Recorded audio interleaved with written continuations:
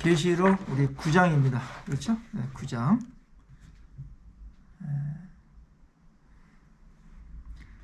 우리 7장에서는 14만 4천 했고 8장에서는 뭐 했죠? 8장에서는 뇌나팔에 대해서 했어요. 그죠? 뇌나팔 재앙, 주로 자연 재해에 대한 그러한 재앙이었습니다. 근데 그거는 짧게 이루어졌고 9장에서는 남은 두 재앙, 그게 5번째, 6번째를 굉장히 길게 진술해요. 그만큼 그 재앙이 우리 신자들과 세상에 미치는 영향이 크기 때문에 할애를 많이 했다. 그렇게 보면 될 겁니다. 그러니까 성경을 여러분 보실 때 성경을 성령께서 쓰셨잖아요. 그리고 그 방대한 분량들이 많을 텐데, 쓸 내용들이 많을 텐데 거기서 엄선해가지고 쓰셨죠.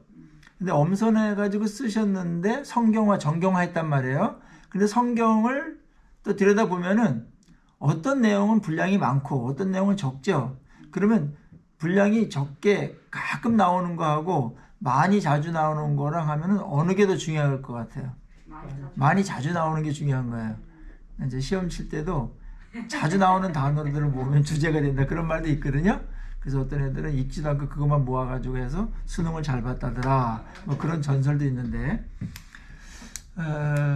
그래서 여러분들이 그 성경을 볼 때 자주 나오는 단어들, 반복되는 단어가 뭔가를 보면은 강조점이 나올 수 있어요. 그래서 대통령 연설할 때도 뭐 자유라는 말이 뭐 10번 나왔다, 민생이라는 말이 뭐 10번 나왔다, 이렇게 해가지고 뭘 강조했는지를 이제 데이터로다가 내잖아요. 그 맞는 말입니다.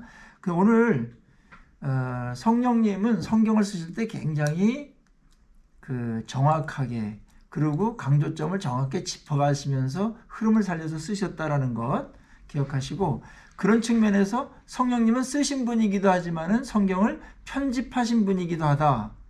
편집할 때 분량이 많은 것이 대부분 강조할 게 많고, 당시든지 오늘 우리에게든지 중요한 메시지가 있기 때문에 그만큼 중량감 있게 다루고 있는 것이다.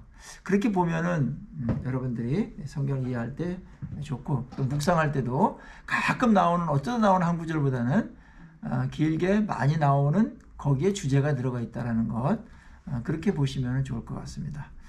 그러면은 대뜸 이렇게 또 질문하는 분이 있죠. 성경에 왜 출애굽기나 이런 데는 왜 성전에 대한 얘기가 그렇게 많이 자세히 나옵니까? 몇 번씩 반복해가지고 그 성전에 대한 메시지가 있고, 그다음 성전 자체가 뭐죠? 오늘날 교회이기도 하고 예수 그리스도이기 때문에, 예수 그리스도가 성전이시기 때문에 계속 반복해서 몇 겹이 계속해서 그렇게 나오는 것은 성경의 성전이 신약의 예수 그리스도의 성전을 예표하기 때문에 그렇게 상세하게 반복해서 많은 분량을, 우리는 재미가 없게 읽을지 모르겠지만 성경은 엄청나게 중요한 것이기 때문에 반복한 것이다.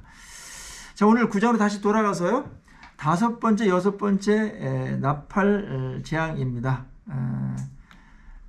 굉장히 그 화루다 이렇게 해서 3화가 남아야 되는데, 그 중에 5번째, 6번째가 화에 대한 내용이고, 나머지 7번째가 또 나머지 3번째 화에 대한 내용이 되겠습니다. 자, 5번째 나팔 한번 보죠. 어떤 내용인지 1, 2절 보면, 5째 천사가 나팔을 불매 내가 보니 하늘에서 땅에 떨어진 별 하나가 있는데, 땅에 떨어진 별 하나가 있어요. 그게 뭔가도 해석이 되겠죠. 그가 무저갱을 여는 열쇠를 받더라. 그가 무저갱을 여니 그 구멍에서 큰 화덕의 연기 같은 연기가 올라오매 해와 공기가 그 구멍의 연기로 말미암아 어두워지며. 자, 하늘에서 땅에 떨어진 별은 굉장히 큰 거죠. 그때 이 별에 대해서는 뭐냐, 사탄이냐 아니면은 뭐 천사냐, 뭐 이런 이야기들이 많이 있는데, 대부분의 학자들은 이거를 사탄으로 봅니다. 그런데 또 천사로 보는 견해들도 있어요. 근데 중요한 거는 뭐냐면은 이 하늘에서 떨어진 별, 이 천사가 무적행 열쇠를 받아서 무적행을 열었다. 그런 겁니다. 무적행 하면은 여러분들 어떤 생각이 드세요? 여기서 무적행은 없을 무자, 낮을 쩌자, 갱할 때 굴 있죠? 갱도 그런 거 할 때. 그러니까 아주 낮은 끝이 없는 낮은 그런 이제 그 땅의 굴을 말해요. 무적행.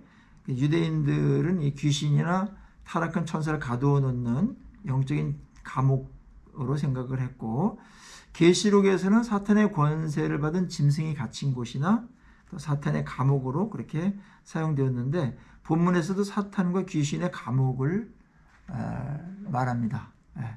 무적행. 그러나 이 무적행도 어떠한 물리적인 곳은 아니에요. 그 영이기 때문에 물리적으로 어떤 감옥이나 이런 데 가두기가 그렇겠죠. 그러니까 하나님께서 그 사탄이나 이런 것들을 권한이나 영향력 이런 것들을 제한하는 그런 것들을 상징한다고 이렇게 보시면 좋을 것 같습니다. 근데 그 갇히는 것이 너무나 철저하기 때문에 감옥에 가두는 것과 같은 그런 역할을 하게 됩니다. 그 천사가 하늘 떨어진 천사가 나팔을 불자 떨어진 한 별이 무적행 열쇠를 받아서 무적행을 열자마자 무시무시한 일이 벌어지는데, 그곳에서 뭐가 와요? 연기가 나와서 해와 공기가 어두워졌다.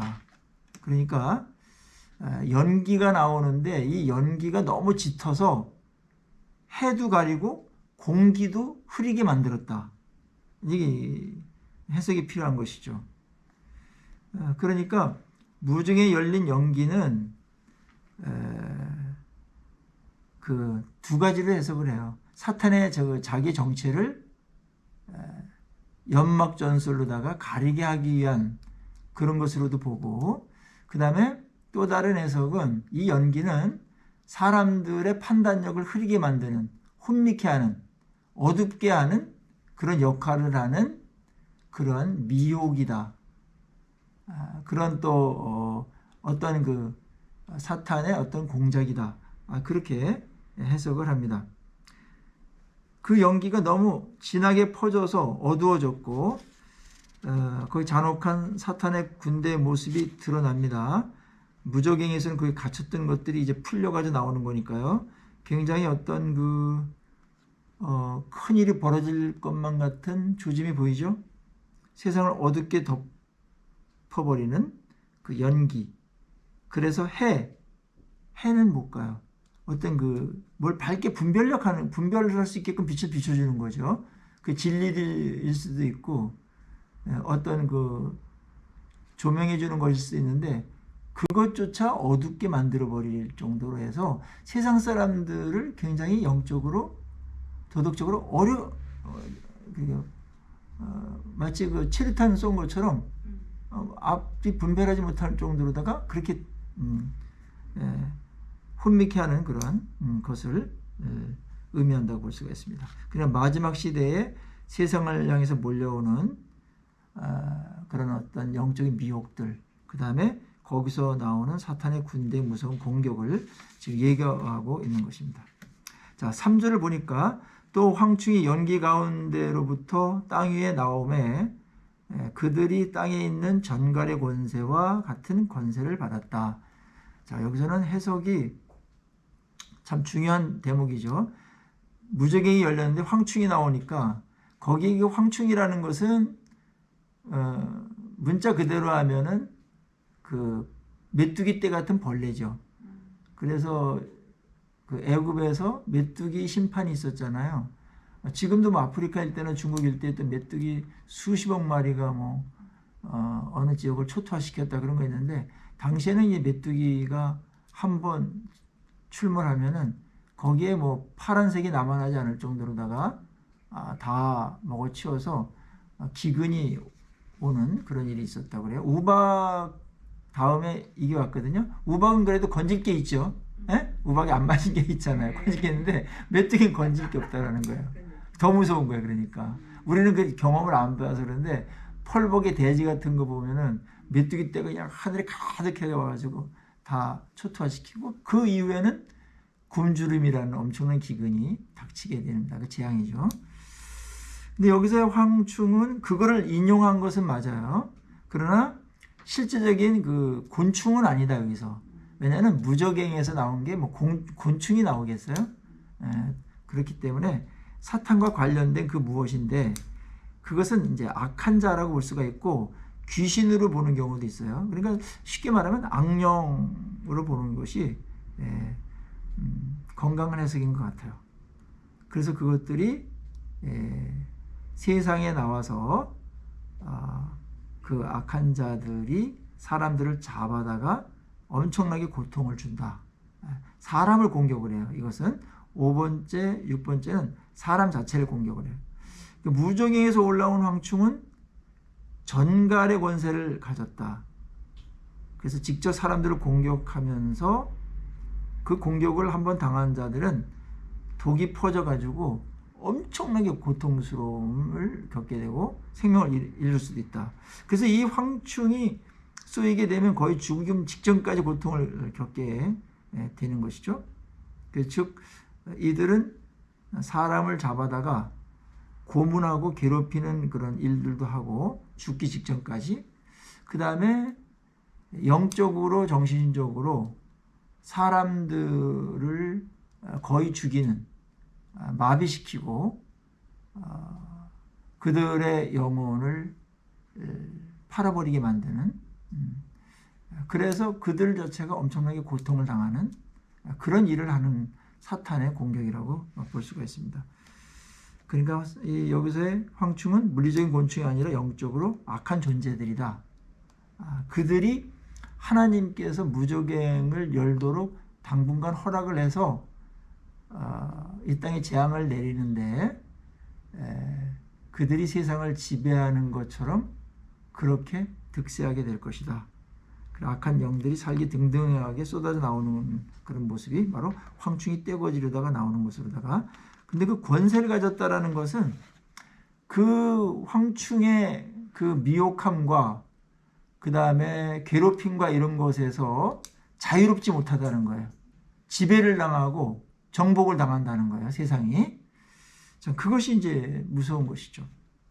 4절에 보면 황충이 해하는 것이 있는데, 이게 참 오늘 이 9장 앞부분에서 굉장히 중요한 주제 구절과 연결될 수 있습니다.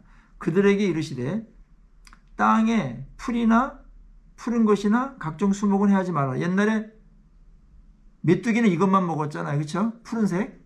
그거 먹지 말고 오직 이마에 하나님의 인침을 받지 아니한 사람만 해하라. 하나님의 인침을 이마에 받은 자가 누구예요? 예수 그리스도의 보혈로 용서함을 받은, 구원받은 그리스도인들이죠. 그런 자들은 해하지 못하도록 했다. 이게 이제 이 큰 재앙에서 하나님께서 우리를 보호하고 공격하도록 못하도록 하신 그런 자비와 은혜가 있는 그런 부분입니다. 옛날에 그 고센 땅에 우박이 떨어지지 않고 그런 보호하심이 있었죠. 그런데 이것이 만약에 황충이나 이런 것이 그때는 고센 땅에 이스라엘 백성들이 모여서 살았으니까 그러는데, 지금은 뭐 대구 시내, 뭐 서울 시내, 뭐 다 믿는 자 안 믿는 자가 섞여 살기 때문에 이런 재앙이 그 집단적으로 어느 지역에 임하면 믿는 자나 믿지 않는 자나 다 공통적으로 재앙을 받겠죠. 그러니까 요 해석을 할 때 이게 단서가 돼요. 황충 너희들은 가서 세상을 괴롭히고 그 다음에 그 권세로다가 고통스럽게 하는 거는 허락하는데, 하나님의 백성들, 이마에 인친 자들 보고 그런 사람들을 하면 안 된다. 그렇게 한 거예요. 그러니까 여러분들 두려워할 필요가 없어요. 이 부분에 대해서는. 이게 만약에 이때 이걸 두려워해가지고 어머야 무서워라 이렇게 하면은 요 구절을 몰라서 그런 거예요. 이 구절 얼마나 감사한 구절이죠. 그러니까 애굽 재앙 때 출현했던 메뚜기 때나 이런 거랑은 이제 다르게 영적인 것이라고 볼 수가 있고, 이런 재앙의 제한을 우리 믿는 자들에게는 하지 못하도록 하나님께서 금하셨다. 참 감사한 일이죠. 그러니까 이 황충이 도대체 뭐냐?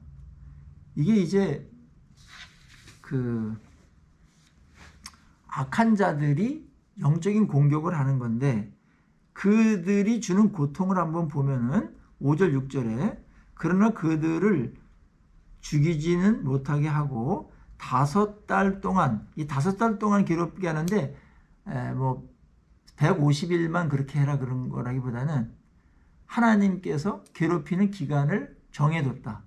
영원히 그렇게 하는 것도 아니다. 그렇지만 짧은 것도 아니에요. 150일 5개월이라는 것은 짧지도 않지만 영원히 그렇게 계속되는 것도 아니다 라고 정해놨고, 그 괴롭게 함은 전갈이 사람을 쏠 때 괴롭게 함과 같다. 굉장히 고통스럽다. 고통의 어떤 그 극치를 경험하는 정도의 고통이 있고, 6절은 그날에는 사람들이 죽기를 구하여도 죽지 못하고 죽고 싶으나 죽음이 그들을 피하리로다. 그래서 죽지를 못해. 너무 고통스러워서 죽고 싶은데 죽을 수 없게 해버려요.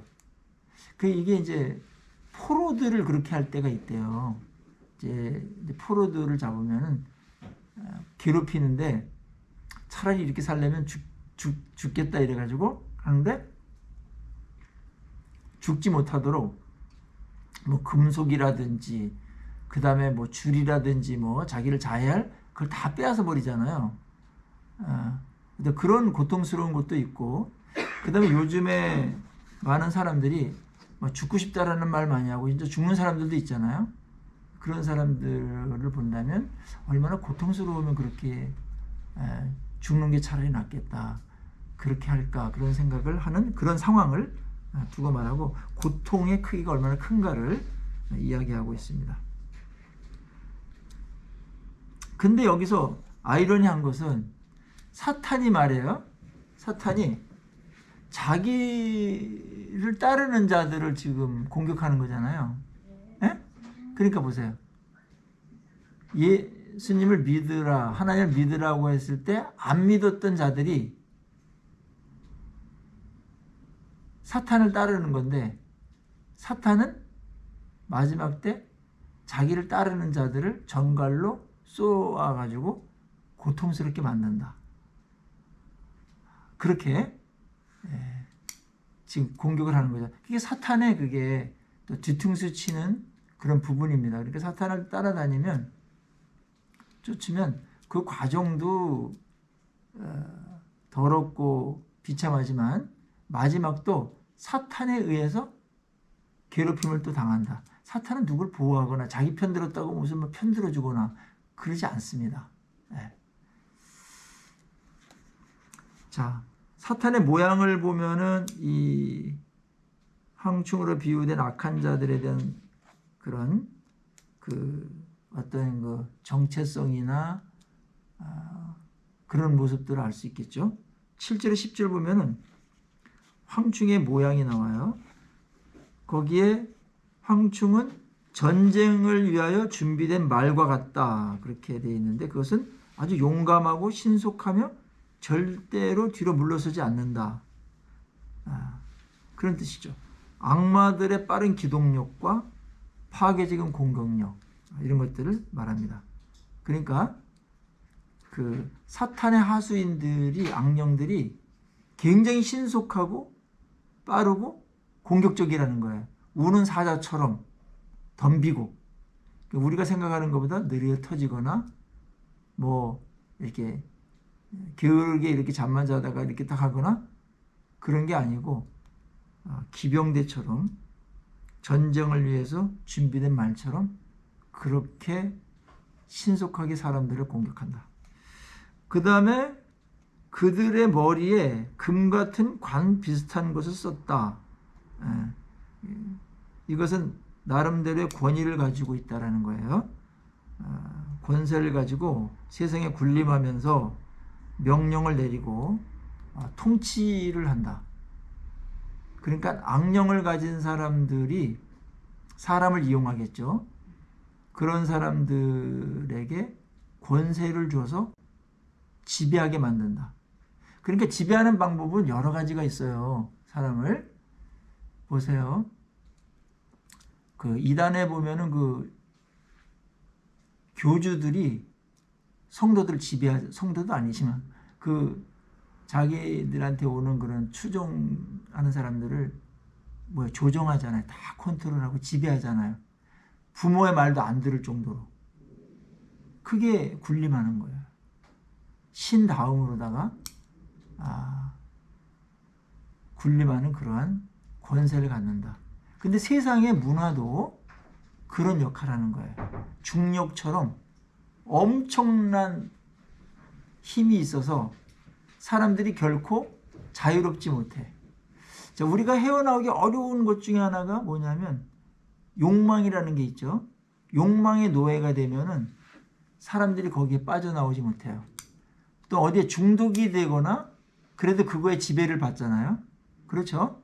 노름이나 알코올이나 심지어는 담배, 니코틴에도 중독이 되면 그거를 끊지 못하고 그거에 지배를 받아요. 할 수 없이 하는 거. 그게 이제 노예거든요. 할 수 없이. 하고 싶지 않다 할 수 없이 하는 거. 제가 참 대구의 유명한 대학에 한 유명한 교수님이 있는데 이분하고 뭐 이렇게 식사를 하게 됐어요. 근데 이렇게 전자담배를 이렇게 피시더라고. 연세도 많으신데 원로신데 담배조차 못 끊는 거예요. 그런 유명한 분도. 대학자도 담배 하나 못 끊어가지고 저렇게 고생을 하는구나. 그걸 보면서 인간은 참 어디에 노예가 되기가 그렇게 쉽구나. 욕망의 노예가 되고 돈의 노예가 되고요. 그래서 돈에 환장을 해가지고 돈만 된다면 양심도 팔고 영혼도 팔아버리잖아요. 몸도 팔고. 그게 다 노예입니다. 그게 사탄이 사용하는 그런 도구들이에요. 그런 것들이. 그렇게 해서 지배를 한다는 거예요. 세상은 지금 돈의 노예가 돼가지고 다 돌리는 겁니다. 인류 전체를. 그래서 무슨 얘기하면 항상 경제예요. 경제. 경제가 뭐 필요하죠. 그러나 절대적이지 않거든요. 그거는 세상을 사탄이 지배하는 도구로 돈을 지금 쓰고 있다.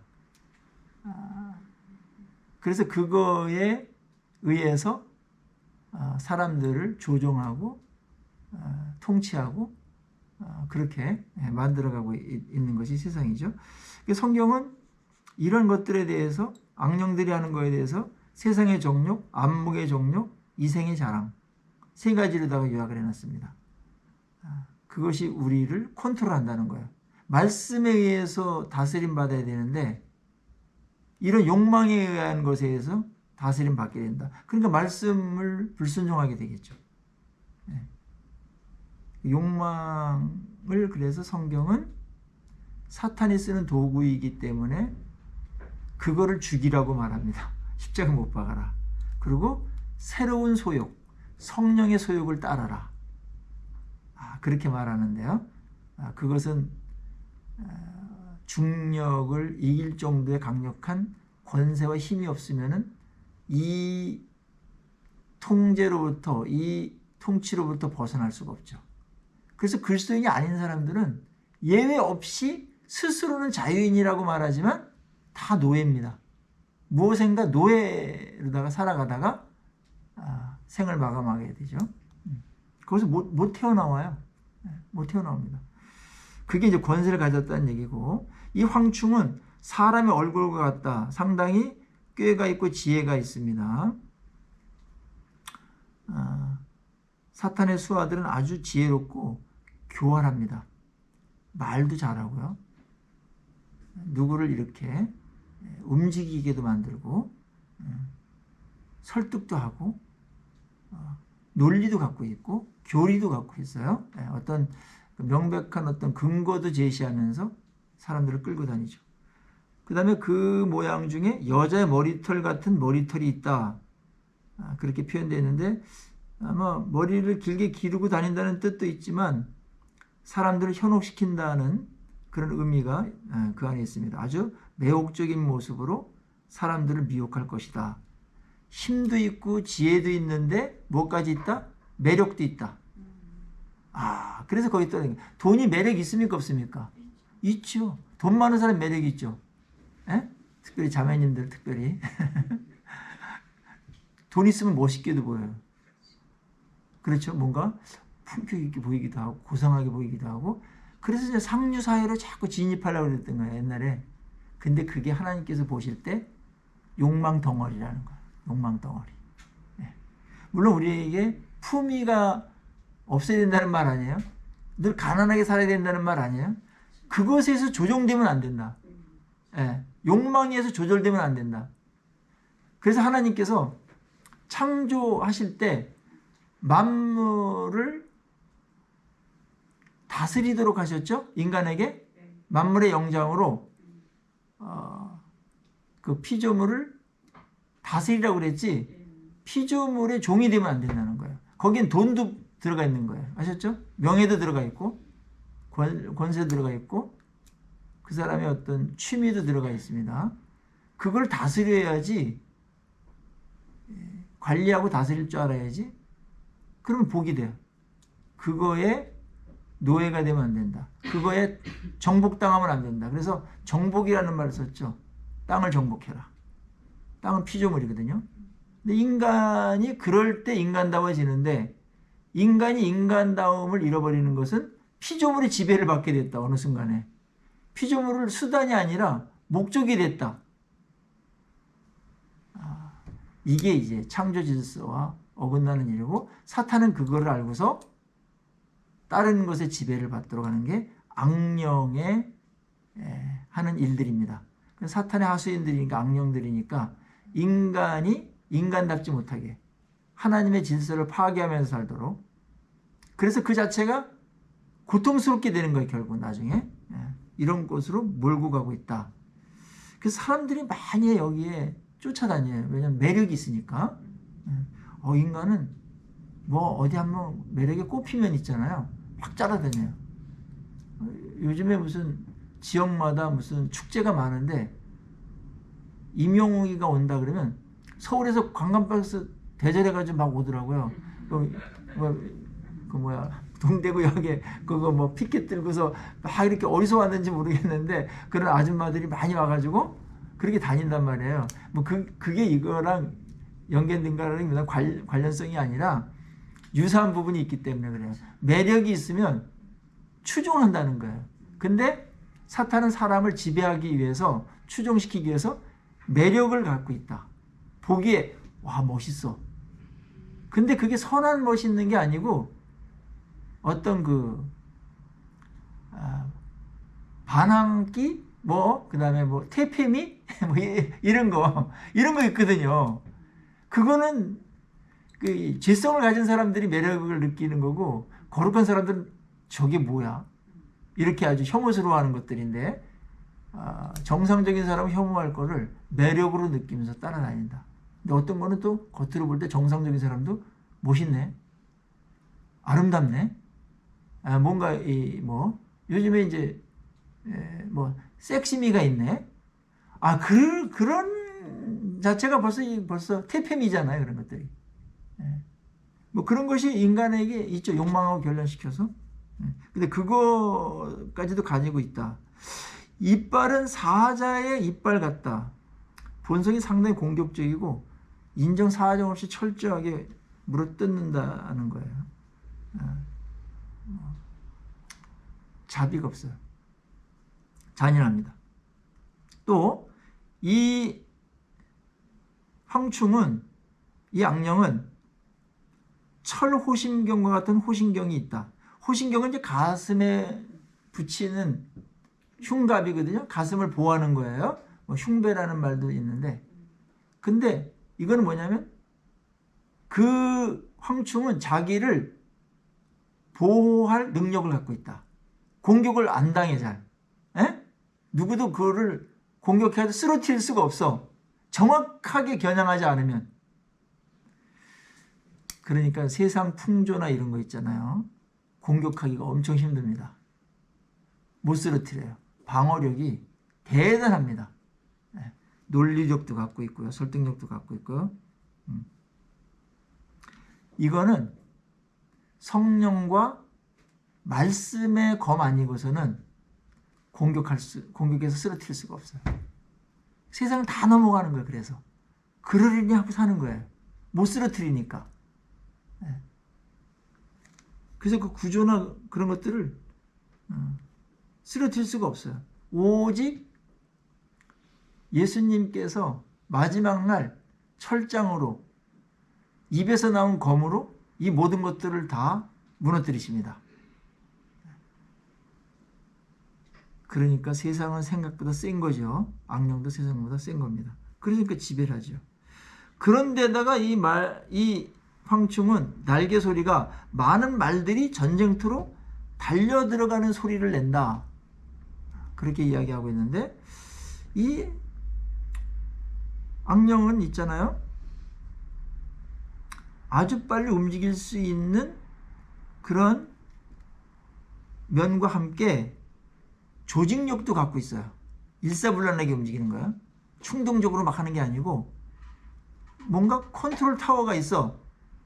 그래가지고 그 조직에 의해서 공격할 때와 빠질 때와 어디를 공격할 걸과 어디에 비중을 둬서 갈 걸과 이런 것들에 대해서 일사불란하게 조직적으로 움직인다. 그래서 왜 사탄의 그 조직에 대해서 이제 성경에 쓴 거 많죠. 권세와 뭐 능력과 뭐 이렇게 쭉 해가지고 사탄도 그 질서를 나름대로 갖고 있습니다. 그래야 이제 움직이니까요. 그 다음에 황충은 정갈과 같은 꼬리와 쏘는 살이 있어서 꼬리에 5달 동안 사람들을 해하는 권세가 있다. 이거는 앞에서 나와 있었던 것을 다시 한번 인간을 해하는 그 능력이 얼마나 센지 그거에 대해서 다시 한번 말하는 대목이고요. 자, 황충의 그 권세를 보면은 11절에 그들에게 왕이 있어요. 아까 조직력이 있으니까 왕이 있다 그랬죠. 그게 이제 마귀라는 건데 무적행의 사자라. 히브리어로는 그 이름이 아바돈이고 헬라어로는 그 이름이 아볼루온이라고 하는데 이 모두는 다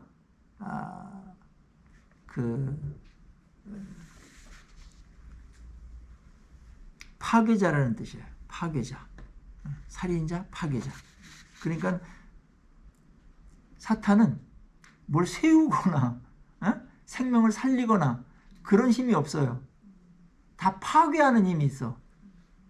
자, 오늘날 보세요. 힘을 가진 사람들이 하는 일 보면은 또 제국들 보면은 원자 폭탄을 갖고 있느니 무슨 신형 무기가 있느니 그거 갖고 권력을 잡잖아요.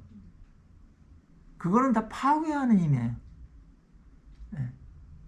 살리는 힘이 없어요.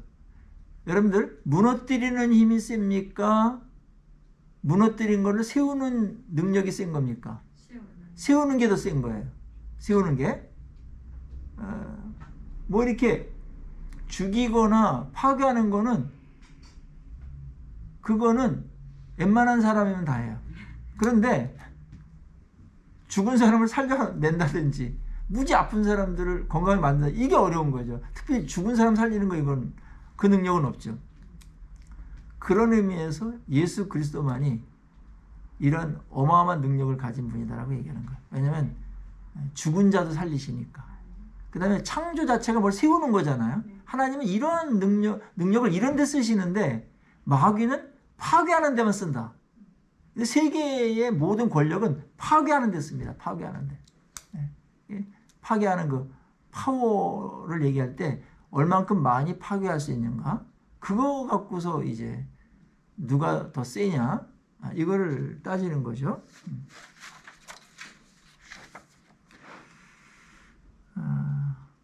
정리해 보면은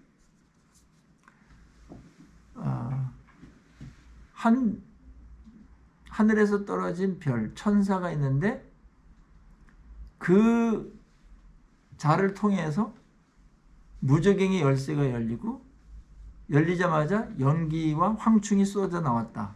그렇죠? 황충은 사탄의 하수인들이고 악령들이다. 그래서 이 땅에서 그들이 하는 것은 인간의 영혼과 정신과 어떤 조직과 문화와 이런 데 들어가 가지고 사람들에게 진리를 알지 못하도록 그 다음에 인간들을 정신적으로 병들게 만든다든지 인간들을 공격을 해서 인간을 괴롭힌다. 그 세상은 보세요. 이게 지금 여기 현장으로 이게 증명이 돼야 되거든요. 옛날에 아주 어렸을 적에 여러분들이 그때 경제적으로 우리의 소득이 절반도 안 됐어요. 4분의 1 정도였다고 그래요. 근데 지금 물질적으로는 더 잘 살지만 많은 사람들이 더 괴롭다 옛날보다. 그렇죠? 편해지긴 한 것 같은데 더 괴롭다. 그런 세상 살아가고 있는 거거든요. 이상하지 않아요? 아이러니하지 않아요? 그렇죠? 그게 뭐예요? 사탄이 악령들이 들어와가서 인간을 괴롭히고 있는 거예요. 이렇게. 엉뚱한 거 붙들고 만들고 또 인간의 생각도 악하게 만들고 마음 씀씀이도 악하게 만들고 서로 막 상처 주면서 사는 그런 사회? 그게 막 된 거예요. 돈을 놓고서 막 경쟁하게 해가지고 서로 막 짓밟고 막 이래가지고 사람들하고 싸우게 만들고 이렇게 된 겁니다. 마지막 때는 이것이 더 극심하게 될 것이라는 거예요. 그래서 마치 인간이 사는 게 아니고 그냥 전갈에 쏘인 사람들처럼 그렇게 어려움을 겪으면서 살게 될 것이다. 그러면서 이거는 무적행위에서 그들을 풀어줬다라는 것은 마치 하나님의 모든 억제 수단이 거두어져서 마귀가 세상 사람들 가운데 마음대로 활동하도록 허락받은 것처럼 살아가는 거. 근데 많은 학자들은 오늘날이 그렇다는 거예요. 인간이 악을 저지르고 막 이런 어떤 무한 경쟁을 하는데 그거를 부추기고 마치 그것이 잘 사는 것처럼 누군가는 피해를 입혀야 되는데 그러면서 세상을 굴러가고 있죠. 마치 온 지옥을 풀어놓은 것처럼 지금 세상은 급변하게 변해가고 있다. 우리 주님께서 처음 세상에 오실 때부터 세계사를 보면은 죄와 악과 부도덕과 부정이 만연하고 하나님의 대의는 완전히 감춰진 것처럼 보이던 시기들이 많이 있었어요. 100년 전, 또 30년 전과 비교해 보더라도 누군가 무적행을 열어놓은 것처럼 그렇게 보이는 일들이 벌어진다. 뉴스를 보더라도 그렇고 최근에 뭐 악한 일을 저지르는 그런 나라들 뭐 푸틴의 러시아 같은 나라들 보면 저게 무적행에서 뭔가 풀려가지고 저게 씌워가지고 저런 짓을 하지 인간의 몸으로 할 수 있나? 여러분 명분도 약해요. 에? 그렇게 많은 사람들을 죽여야 돼요? 그래가지고 러시아의 젊은이들이 몽골 그쪽 있잖아요. 글로 많은 사람들이 도망을 오는데 군대 안 가려고 가면 죽으니까 명분도 없는 싸움을 하게 되고 자기 어떤 자존심 하나 그거 해가지고 많은 사람들 괴롭힌다면 이거는 정갈이 쏘는 것보다 더 많은 괴로움을 주는데 그렇게 사탄에게 악령에게 사로잡혀서 이용당하는 하수인들이 있어요. 그거를 앞에서는 이제 짐승이라고 그렇게 말하잖아요. 짐승 짓을 하는. 근데 그 정도의 차이는 있지만 인간들에게 악령들이 들어가서 이런 것을 부채질하고 더 이런 일이 벌어지도록 함으로 인해서 세상은 좀 힘들어진다. 단 여기서 이 공격으로부터 보호를 받는 자들이 있다. 누구라고 그랬어요? 바로 예수 그리스도의 피로 구원받아서 하나님의 인침을 받은 사람들. 쉽게 말하면 우리 진짜 예수를 믿는 사람들이에요. 성도들이에요. 그런 사람들은 다른 거 갖고 살아가니까 이런 거에 그렇게 현혹되거나 이런 거 휘말려 들어가 가지고 괴롭힘을 당하지 않아도 되는 거죠. 이건 무슨 전쟁이 아니에요. 그리스도인들이 보호를 받는 그 정신적 영적인 어떤 공격이죠. 그거로부터 우리들이 보호를 받게 된다. 다른 가치관으로 살기 때문에 그런 것이죠. 다른 가치관으로 또 진리로 살아가기 때문에 그런 것이죠. 그래서 세상하고 비슷하게 살아가면은 전갈이 쏘는 고통을 예수 믿는 사람들도 스스로 자기가 받는 경우가 생길 수가 있다는 거예요. 그래서 세속화가 우리 그리스도인들을 가장 괴롭히는 것 중에 하나입니다. 세속적인 그리스도인들은 감사와 기쁨이나 어떤 천국을 잘 못 누려요. 그게 조금 있으면은 해하다가 매일 근심과 걱정과 괴로움과 내가 왜 살지 하면서 한숨과 이런 게 아까 말한 대로 고통 속에서 살아가는 거란 말이에요. 근데 그거가 목적이 되니까 그거에 매여가지고 전갈의 쏘임을 받은 거죠. 독이 퍼져서 돈독이 올라서 스스로 괴롭히는 거지 하나님이 괴롭히는 게 아니란 말이에요. 그런 게 너무 많죠.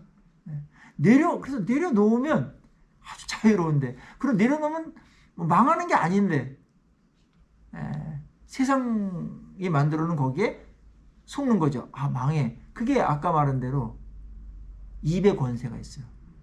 이 악령들이 설득을 해. 너 그거 없으면 죽어. 그래서 괴로운 줄 알고 거기서 헤어나지 못한 그 지배를 받게 된다. 사탄은 그런 식으로다가 인류를 통치하는 거거든요. 자, 우리는 말씀에 의해서 통치를 받는 사람들이잖아요. 근데 말씀이 아닌 사람들은 다 사탄이 만들어 놓은 이 통치 속에 다 들어가 있어요. 100%. 예외가 없어요. 도인들도 여기 있고 스님들도 뭐 도망가 있으나 이거고 똑같은 거예요.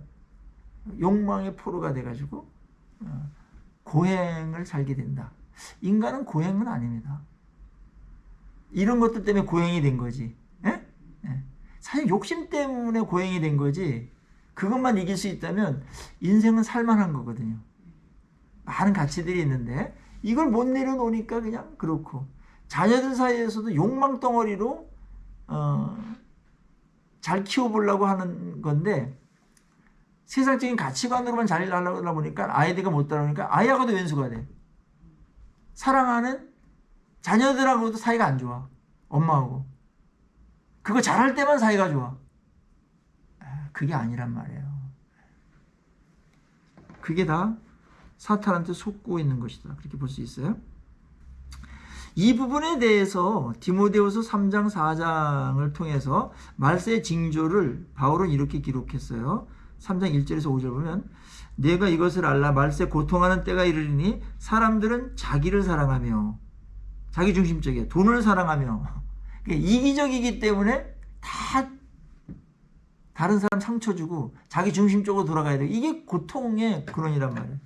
돈을 사랑하며 자긍하며 교만하며 회방하며 부모를 거역하며 감사치 아니하며 거룩하지 아니하며 무정하며 원통함을 풀지 아니하며 참소하며 절제하지 못하며 사나우며 선한 것을 좋아하니 하며 배반하여 팔며 조급하며 자고하며 쾌락을 사랑하기를 하나님을 사랑하는 것보다 더하며 경건의 모양은 있으나 경건의 능력은 부인하는 자니 이 같은 자들에게서 내가 돌아서라. 한마디로 뭐예요? 개인주의가 만연되고 물질 만능주의가 팽배하게 되고 세속화가 보편화될 것이다. 그게 고통하는 때다. 그게 세상이 다 그렇게 돌아간다. 많이 배우고 그다음에 문명이 발달하고 과학이 발달하고 국민소득 높아지고 행복해지기 위해서 그러는 거잖아요. 한마디로 말하면 삶의 질이 좋아지기 위해서 편해지긴 했는데 행복지수는 떨어져. 점점 더. 뭐 이게 아이러니죠. 사탄이 조종하고 있는 거예요. 지금 이게. 예. 세상은 그걸 모르죠. 그래서 계속 뭘 더 확보하려고 그러죠. 계속 뭐 확보하려고 그러면 그 길밖에는 없다라는 생각을 하는 거예요. 근데 그걸 가진 사람은 행복할까요? 그걸 또 가진 사람은 또 누가 빼앗을까 봐. 지키려고. 엄청나게 고생해요. 용 써요. 높아졌다. 내려오기 싫어서. 그래서 어느 순간에 내려오면은 죽잖아요. 마약을 하든지. 못 참아가지고. 그게 더 어렵대요.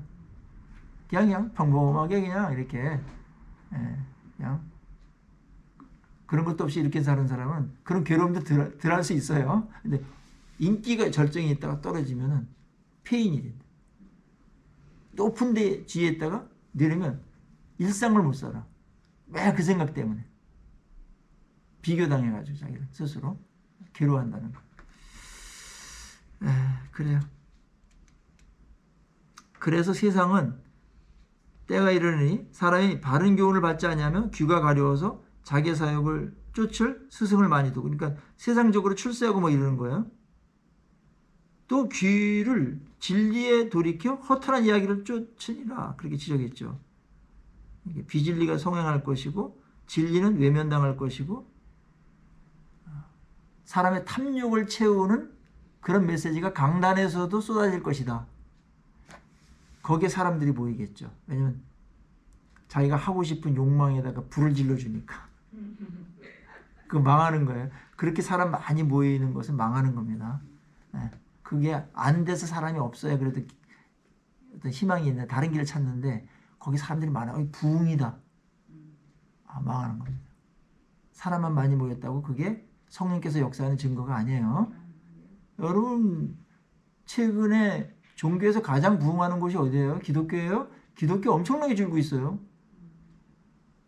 합동층은 최근에 40만이 줄었습니다. 한 해. 여러분 근데 신천지는 해마다 증가합니다. 해마다. 천안인가 거기 제가 한번 집회를 갔다 왔는데 사람들이 복장 쫙 입고 쫙 나오는데 구름대처럼 나오더라고. 신천지야. 근데 내가 집회하는 곳은 몇 명 안 모였어. 야, 그 비교도 되고 허탈하대요. 야, 우리는 부흥을 갈망해야 됩니다. 진정한 부흥을. 그러나 욕망을 부추겨 가지고 사람들을 끌어모으는 매력이 있다고 그랬죠. 그런 재주 있는 교회 안에 어떤 사람들도 있을 수 있다. 그거가 성령께서 하는 거로 착각하지 마시라. 진리인가? 그래서 경건의 모양만 있고 경건의 능력 없는 사람에게서 떠나라 그랬죠. 왜냐면 올마, 전염이 돼. 우리 안에 그런 불이 있거든요. 갖고 싶은, 나도 그렇게 해줬으면. 기왕이면 뭐 세상적으로 잘 되면 좋지 않아? 근데 기왕이면이라는 말을 하는데 살짝 속이는 거예요, 자신을. 기왕이면이 더 핵심이야. 그래 안 그래? 기왕이면 뭐 다 잘 되면서 해야 사람들한테도 좀 펌들하고 좀 복도 받았다고 영광 돌리고 그런 면이 없진 않아요. 그러나 그것은 하나님의 주권에 따른 것이고 그거보다 더 가치 있는 게 있다. 이게 뭐 좀 부족하더라도 이건 하나님 살 만큼은 주세요. 그렇게 정도 하고 더 가치 있는 것으로다가 그렇게 가야 되는데 세속주의에 머물러 있어서 믿는 분들도 해피하지 못하고 천국을 경험하기보다는 세상이 주는 어떤 쾌락과 그 어떤 풍요 그만으로만 살아가는 분들이 있을 수 있죠. 이런 사람들은 예수 믿는 것 때문에 돈을 못 벌고 출세를 못하고 사회 길이 막히고 이렇게 되면 어떻게 되겠어요? 배교하겠죠. 그래서 이 요한계시록에 갈등이 있었던 사람이 있었어요. 기독교로 들어왔다가 이게 다 차단되니까 자녀들도 지금 앞길이 막혔어. 이래도 신앙의 길을 걸어야 되나? 그런 자들에게 그렇게 로마 사람들, 귀족들 잘 되는 거 그거 부러워하지 마. 그 황충의 공격을 받아서 그러는 거야. 지금 다 넘어간 거야. 악령의 지배를 받아서 저러고 있어. 그게 잘 사는 게 아니야. 우리 손톱하죠. 그렇게 얘기하는 거란 말이야 지금. 아셨죠? 이 영적인 세계를 그렇게 분별되어 있게 이제 봐야 됩니다.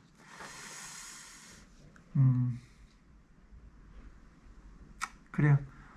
첫 번째 강의 조금 더 나가야 되는데 여섯 번째까지 하고 10장 나가야 되니까 조금 더 나갈게요. 앞에서 조금 많이 끌은 것 같아요. 자, 여섯 번째 나팔을 보니까 그 여섯 천사가 그 금제단 네 뿔에서 한 음성이 들려요. 나팔을 불 때. 여기는 이제 성도들이 기도했던 그런 곳이기도 하죠. 거기에 이제 나팔 가진 여섯째 천사에게 이렇게 말하는 소리가 들렸어요. 큰 강 유브라데에 결박한 네 천사를 놓아줘라. 네 천사가 놓였으니 그들은 그 년월 일시에 이르러 사람 3분의 1을 죽이기로 준비된 자들이다. 굉장히 더 센 재난이 재앙이 닥치는데 유브라데라는 것은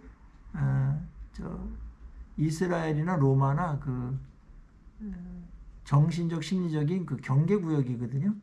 이제 그게 무너지면서 공격해 오는 자들이 있다. 그래서 전쟁이 일어난다는 겁니다. 그 네 천사가 놓였다라는 것은 드디어 전쟁을 억제하는 천사가 놓임으로써 이 일대부터 전쟁의 바람이 불기 시작할 것이다. 그러니까 여섯 번째 재앙은 전쟁에 의한 참혹한 죽음의 재앙이 있을 것이라는 뜻입니다. 그렇지만 그것도 그 연월 일시는 하나님이 정하신 것이기 때문에 하나님의 통제 안에 들어가는 것이고 이때 다 죽지 않고 3분의 1을 죽이기로 준비된 자들이다. 그러니까 최대치가 3분의 1이니까 이때 누군가가 아브라함처럼 기도를 한다면 죽는 사람들이 급격히 줄어들 수도 있어요. 요거는 성도들이 하기 나름이에요. 그러니까 우리의 중보기도가 엄청나게 중요한 거예요. 죽이기도 하고 살리기도 한 거예요. 그게 왕 같은 제사장이라는 거예요. 교회가 얼마나 중요한지 우리는 교회 다니면서도 모를 때가 있어요. 교회는 세상의 역사와 재앙과 심판과 이 모든 것들을 사실상 영향을 미치는 곳입니다. 마치 하나님하고 심판을 같이 하는 듯한 느낌을 받을 정도로다 그렇게 해요. 자, 이때 마병대의 수가 나오는데 16절에 2만만이다. 2만만은 이제 만 곱하기 만이 억이니까 2억이다. 근데 이때 요 계시록을 쓸 때 당시 세계 인구가 2억이 안 됐다고 그래요.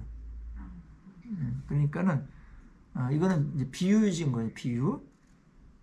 그리고 여기에서 이제 마병대라는 것은 이 로마 제국이 가장 무서워했던 그 파르티아 제국이라고 하는 데가 있었는데 공포심이 있었는데 그거를 연상시켜 가지고 지금 사탄의 공격을 이야기하는 거예요. 그래야지만 확 와닿으니까요. 그러니까 옛날에 군대 뭐 세계사에 있었던 것들을 인유해 가지고 또 성경에 나와 있던 것들을 인유해 가지고 영적인 어떤 공격과 영적인 재난과 이런 것들을 지금 설명하기 때문에 이거를 직접적으로 이게 무슨 3차 대전이다 뭐 이렇게까지 얘기하는 사람들도 있고 그런 전쟁도 하나의 수단이긴 해요. 그러나 영적인 피해가 더 크다.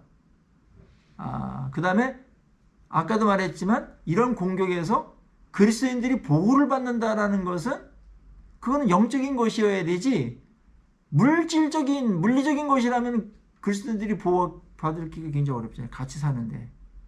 원자폭탄이 대구에 떨어졌다. 그거는 뭐 믿는 사람이 믿지 않는 사람이 다 피해를 입을 수밖에 없는 거잖아요. 그런 측면에서 그리스도인들이 보호를 받는다라는 것은 영적인 그런 보호라는 것. 그 해석은 분명하다고 그렇게 볼 수가 있습니다. 이때 그 마병대처럼 엄청난 사탄의 공격이 이 세상에 시작될 것이다. 그래서 그들이 어떤 모습으로 공격하냐 보니까 17절 보세요. 이 같은 환상 가운데 말들과 그에 위에 탄 자들을 보니 불빛과 자줏빛과 유황빛 호신경이 있고 또 말들의 머리는 사자머리 같고 그 입에서 불과 연기와 유황이 나오더라. 굉장히 색깔이 매우 화려하죠.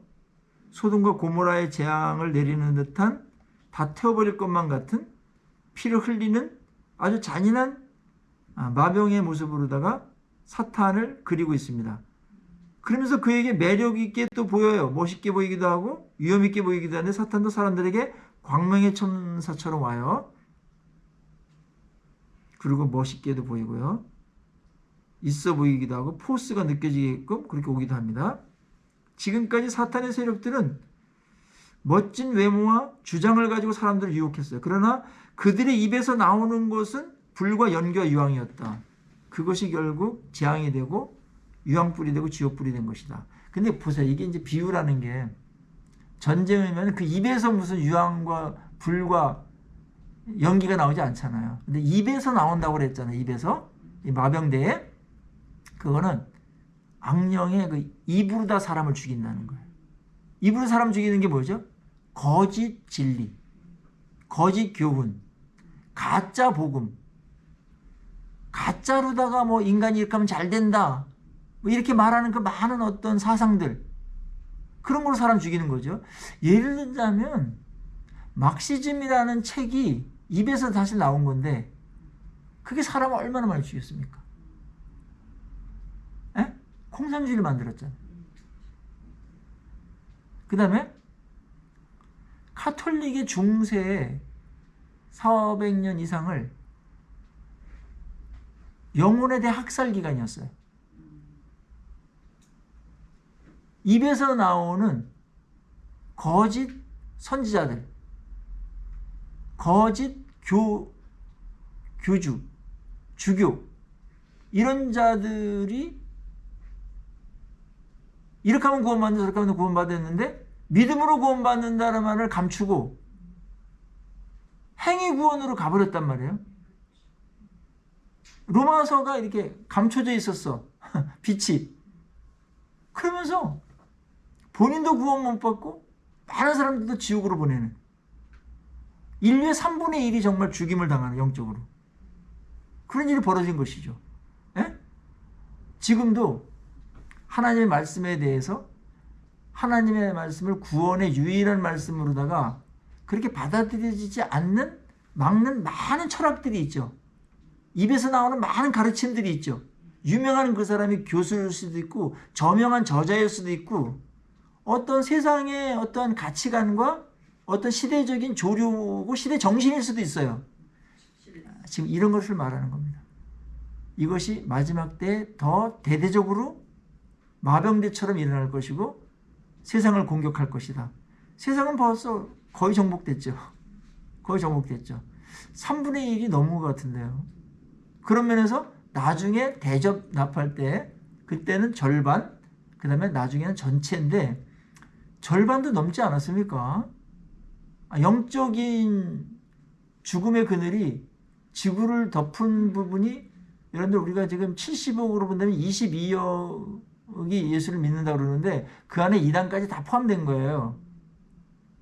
그러니까 이미 절반 넘었잖아요. 절반이 뭐야?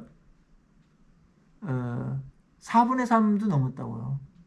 그런 측면에서 이게 4분의 1, 3분의 1, 절반, 전체 이렇게 영향을 끼친다고 그러는 게 이게 괜한 그런 소리가 아니구나.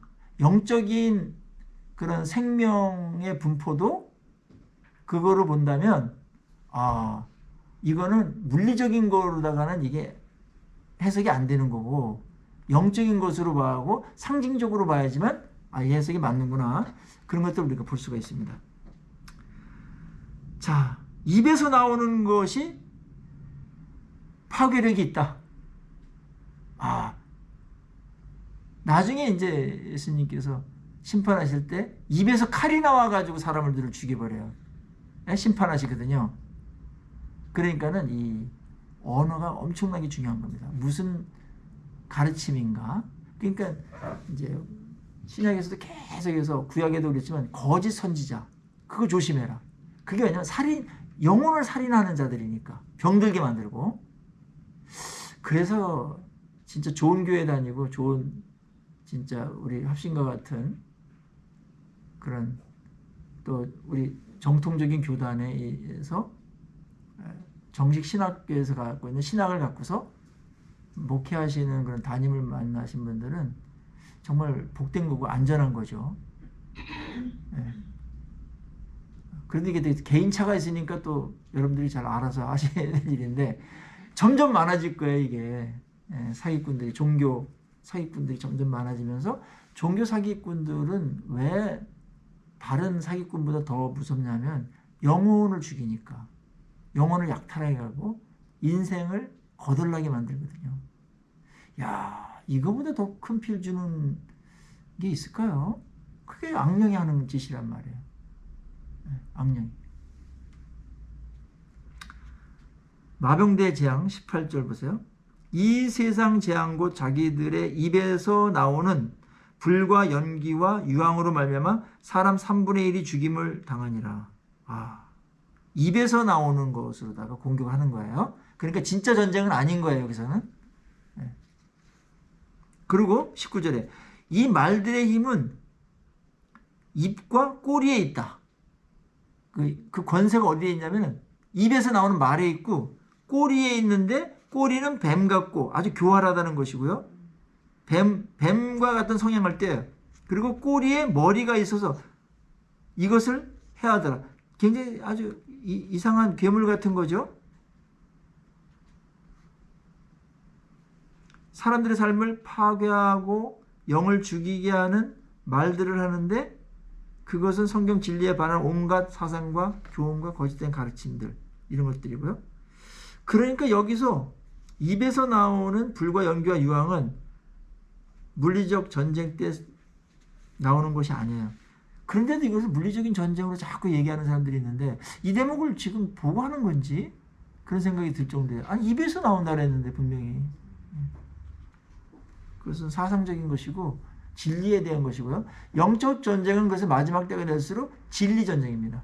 오늘도 영적 전쟁은 진리 전쟁입니다.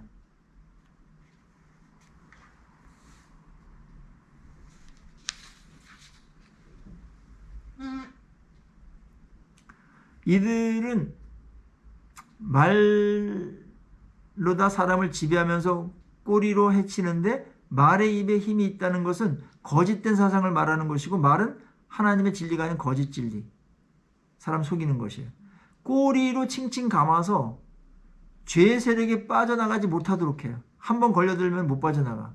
말의 꼬리가 뱀과 같다고 한 것은 아주 간과하면서도 거기에 뭔가 나름대로의 지혜와 교활함과 설득력이 있다는 거예요. 그래서 지속적으로 지배를 해서 못 빠져나와요. 신천지에 걸린 사람들 보면은 못 빠져나오잖아요. 야, 어떻게 저렇게까지 사람을 못 빠져나오게 할까? 의아할 정도로요. 여기서 지금 얘기한 거예요.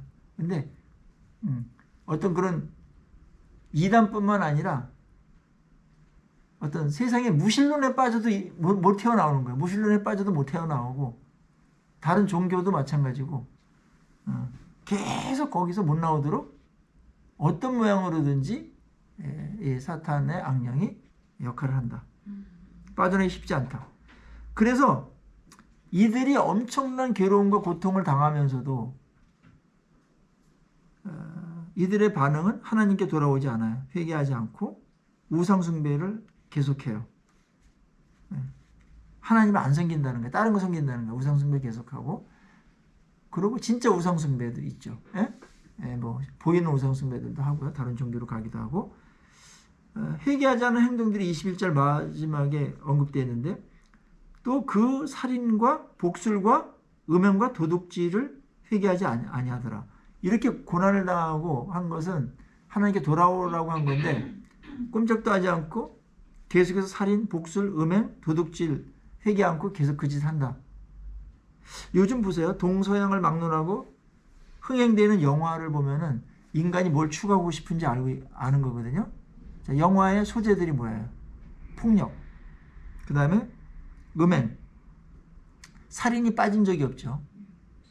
뭐 그냥 너무 사람 막 죽는 거를 즐기죠.